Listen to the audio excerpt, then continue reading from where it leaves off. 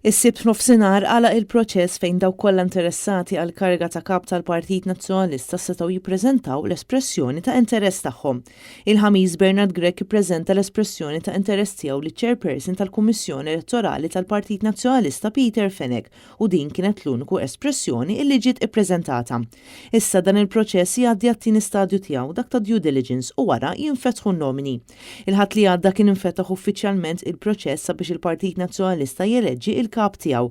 Wara r-riżultat tal-elezzjoni ġenerali ta' 26 ta' Marzu l-Eżekuttiv tal-Partit Nazzjonalista kien obbligat skont l-istatut illi jsejjaħ Kunsill Ġenerali sabiex iressaq mozzjoni għall-approvazzjoni tal-Kunsilliera biex tinfetaħ sejħa għal kariga ta' kap tal-Partit Nazzjonalista. L-Istatut tal-Partit Nazzjonalista jitlob li meta jkun hemm telfa elettorali ma jkunx hemm konferma ta' kap ta' partit, iżda jkun hemm elezzjoni miftuħa u trasparenti biex kull min irid jipparteċipa jkun jista' jagħmel dan.